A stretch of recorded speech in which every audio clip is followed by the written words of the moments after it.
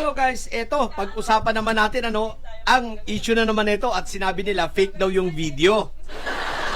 Fake dahil ito ang ginamit ng DCWB at ng GMA7 sa kanilang report about sa ang Pangulo ay walang sakit, walang karamdaman at katunayan ay nagtatrabaho nga, di ba? At dumalo pa nga sa sa outtaking ng mga vice mayor. O sige, eto ito kasi yung guys, sa totoo lang, hindi naman kasi kasalanan talaga ng mga didilis kung bakit sila ay pupunahin ito at kukomentuhan nila.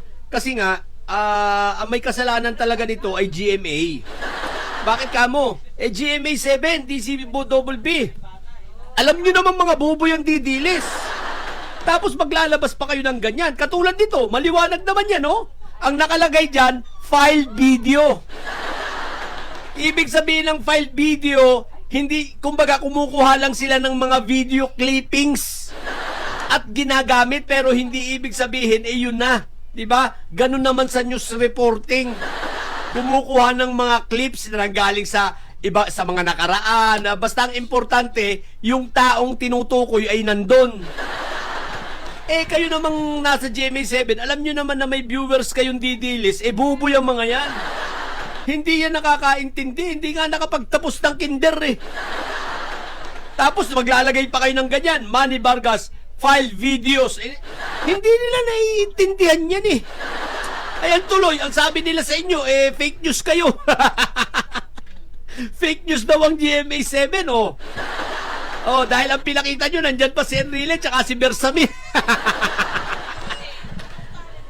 Huwag kasi kayo magpapakita ng file videos. Kasi hindi alam ng mga didilis yung file videos na ganyan. Tatanga-tanga yung mga yan.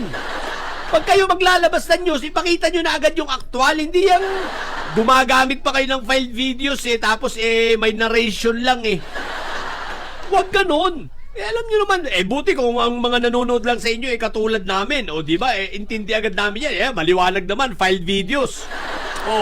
Ibig sabihin yan, hindi yan yung actual, hindi yan yung latest. Kaya nga file di ba? Ibig sabihin sa mga nakaraan yan, hinalukay lang.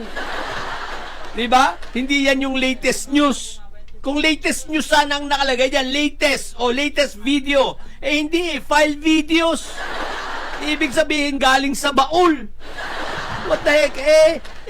Kayo naman kasi GMA7, tumulad sa uulitin o sa uulitin na lang kasi nandyan na yan kita nyo tuloy, pinagbibira tuloy kayo, fake news daw kayo. Binibira kayo ng mga didilis ngayon. Fake news daw, fake news. At si PBBM daw ay nasa ospital, yun daw ang totoo. At may cancer daw. Di ba yun daw ang totoo? What the heck? Kayo kasi, alam nyo naman DCBB tsaka GMA7, tangay ang mga yan Naglabas pa kayo ng ganyang file video. Hirap pag hindi dilis ang puti. Hirap pag hindi dilis ang tanga.